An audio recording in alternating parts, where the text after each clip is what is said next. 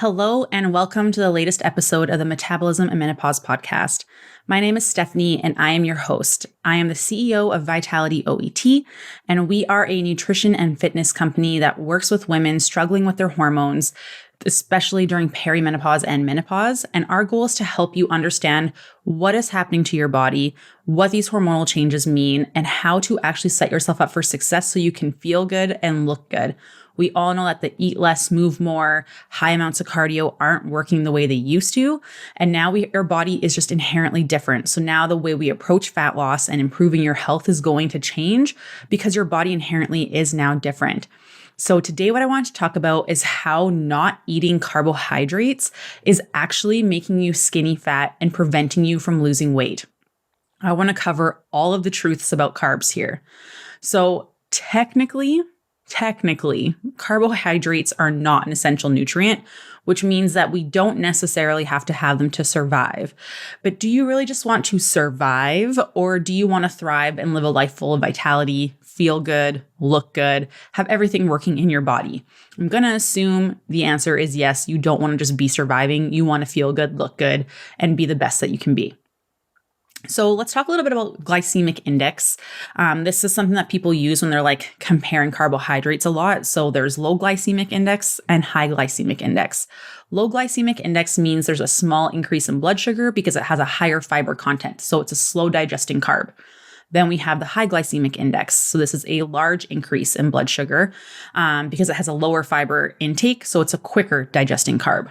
So it does not really take into account like food pairings, like protein, the type of sugar, the time of day where it's consumed, because let's face it, all those things actually do really freaking matter.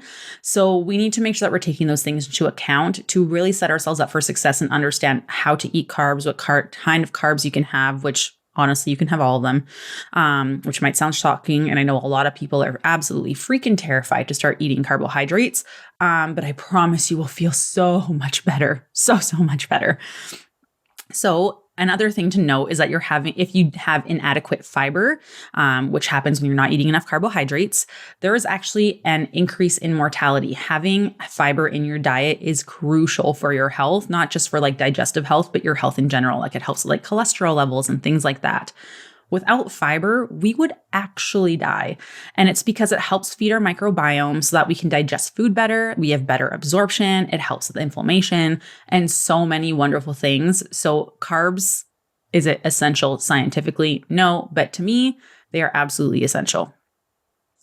Fiber is non-digestible, and there's two different kinds. So there's soluble fiber and there's insoluble fiber. So soluble fiber attracts water into the gut, and then it will turn into like a gel, and this will actually help decrease your cholesterol levels and decrease your heart disease risk as well. So you can find this in oats, nuts, seeds, some fruits, and some veggies. Then we have insoluble fiber. This is the stuff that keeps you full. It helps improve your gut motility, so keeping your gut nice and healthy and moving. It helps boost your gut health. And again, it keeps us full as well, which is amazing. So you can find these in bran, root vegetables like your potatoes, and in the skins of your fruits and veggies as well. So yes, you can have your potatoes and they're delicious. And I love potatoes and I will never cut them out of my diet. Then there's fruit. Fruit has fructose, and in digestion, it rarely makes it past the liver because it gets converted to glucose. We only store fat when glycogen stores are full. So it is rarely the case for fruit. So the only thing we have to watch for is our blood sugar response. So fruit, you can have a ton of fruit, but we just don't want to have fruit naked is what I call it. So because fruit is typically a quicker digesting carbohydrate, it can cause a rise and drop in your blood sugars. So all you have to do is make sure you don't have fruit naked. Have it with some nut butters, have it with other things, have it after you've eaten a meal. Because if you're having your carbohydrates with your protein or fat, it's going to help slow down the digestive process. So it helps slow down gastric emptying, so the emptying of your stomach, which is then going to make sure that your blood sugars don't spike and then drop rapidly and then lead to crashes and cravings and then issues with blood sugar like insulin resistance, which is already something that we're struggling with during perimenopause and menopause. So it's really important to make sure that we're just not having fruit naked. Have it with something else. Have it with some oatmeal, some yogurt, some nut butters, whatever you want it to be, or just after a meal. So I wanted to talk a little bit about just carbs in general, like what can you eat? You can eat all the carbs, you guys, and they're all so delicious. There's so many options. Like you can have oats, you can have pasta, you can have grains. I love bread. I love bagels. You can have beans, legumes, quinoa, potatoes, rice, buckwheat, fruit. Like there are so many options of things that you can have. And there's no good food or bad food. There's just some that digest quicker, some that have more nutrients to it, some that have more fiber. So it's just learning to like pair things properly and then enjoying your food. Because like, if you told me I couldn't have bread or pasta, I'd probably tell you to go F yourself, because those things make me happy. And they're good for you. They all have a place in your diet. So let's talk about menopause specifics here. Carbs play a huge role in hormones, recovery, your activity, your levels of like energy. There are so many things that it contributes to that are so incredibly important. So let's talk about when we want to eat carbs. Because I know some people are like, I only eat carbs on the days that I work out. Like that's not actually the best advice. So carbs should actually be eaten 24 hours before activity, because it takes about 24 to 36 hours for them to synthesize. So if you're having your more complex carbs, your rice, your pasta, your beans, things like that. So if you're only having it on rest days or not having carbs on rest days, and then you work out the next day, you don't actually have the like stores there to provide energy. So you need to make sure that you're eating carbs like on a regular basis, to be completely honest. And the female body does really well with consistency. We don't like fluctuations, because what happens if like we're not getting calories consistently, we're not getting carbohydrates consistently, and everything's just kind of up and down, our body is constantly playing defense. And when we're going through perimenopause and menopause, like we're already dealing with more because like when estrogen and progesterone drop, we're already going to be dealing with like more inflammation, more blood sugar dysregulation, struggling to maintain and build bone mass and muscle mass in general. We're typically going to see like an increase in diabetes risk. We're going to see a decrease in our thyroid function. Digestion is going to start slowing down. There's so many things that happen, and it's because we just lose this stress buffer when estrogen goes down. So it's just this negative spiral of stress, negatively affecting all those other things. And then if we're not having carbohydrates, that ends up being quite an issue as well.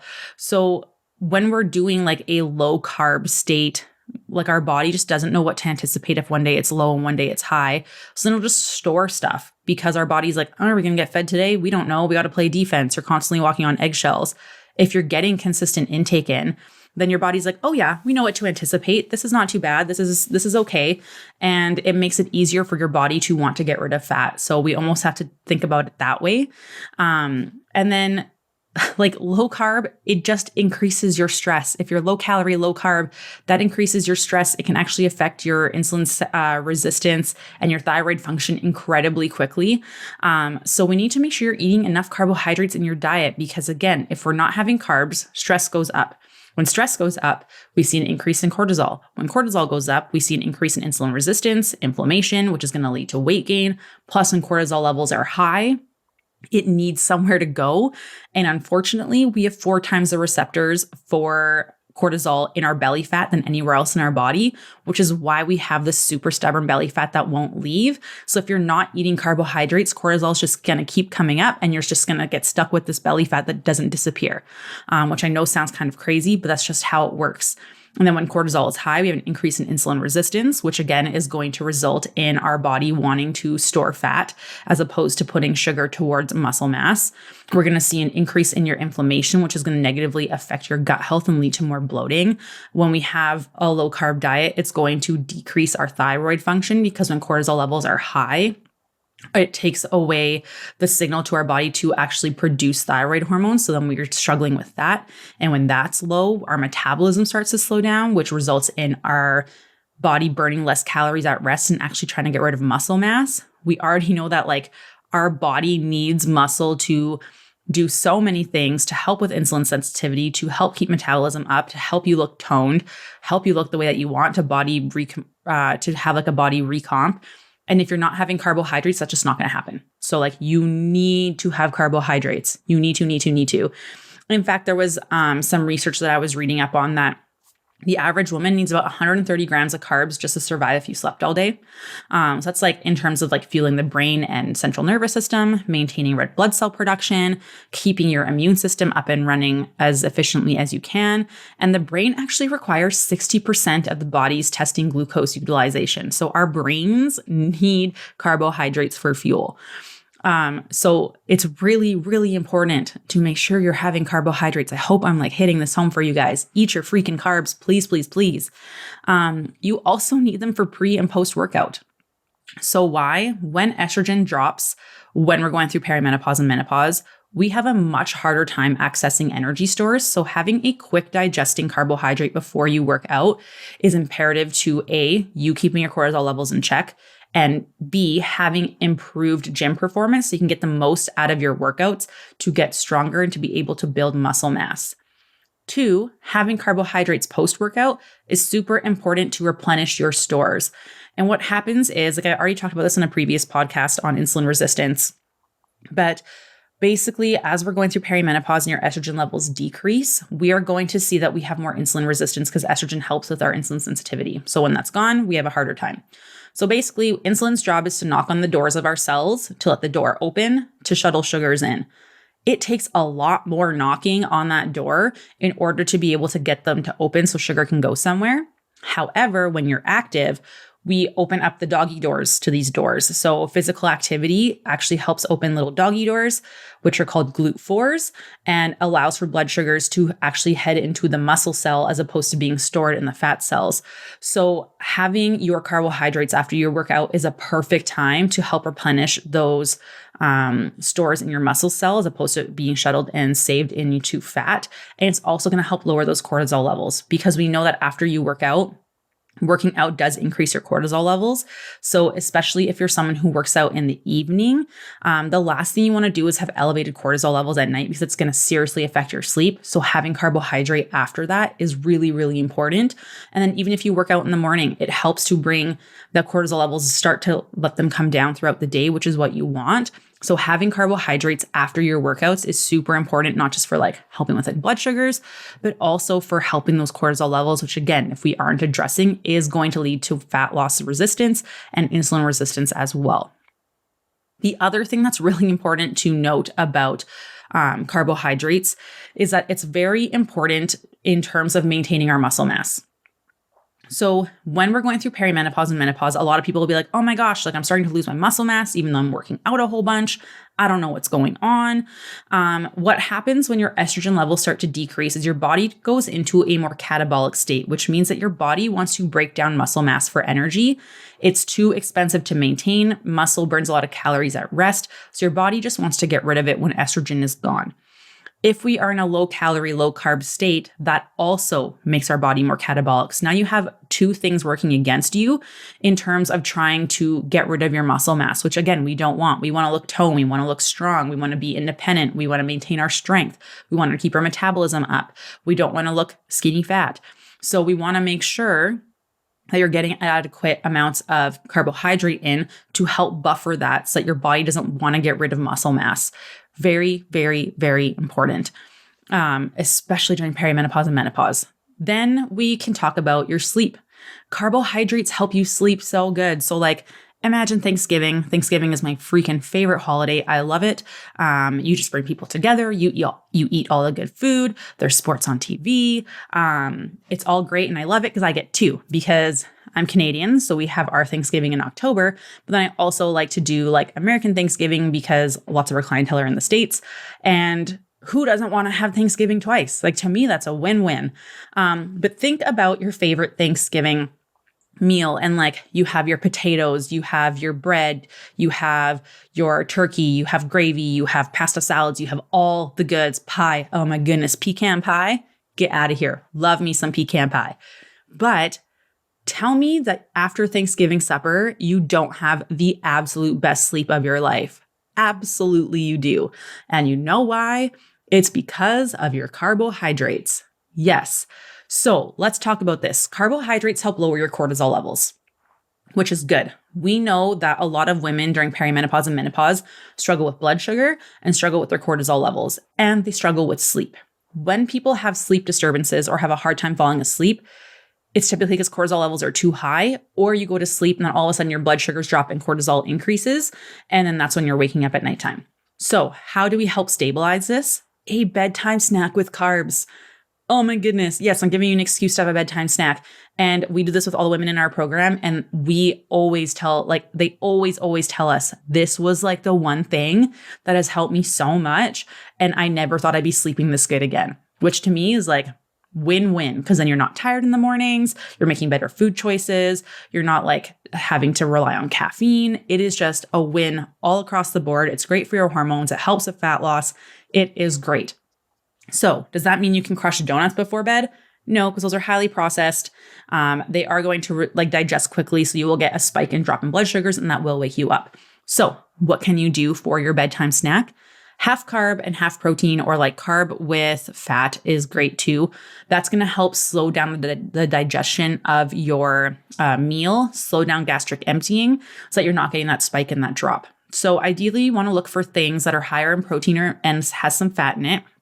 Higher fiber if you are able for that carbohydrate. Typically, I like to avoid fruit before bed just because it is quick digesting and we don't want that like spike and drop. But some of my favorite ones are first oatmeal with like some of the protein drink, or you can add some protein powder to it. One of the best bedtime snacks ever. You can do Greek or Icelandic yogurt with some protein powder and like a little bit of granola. That works too.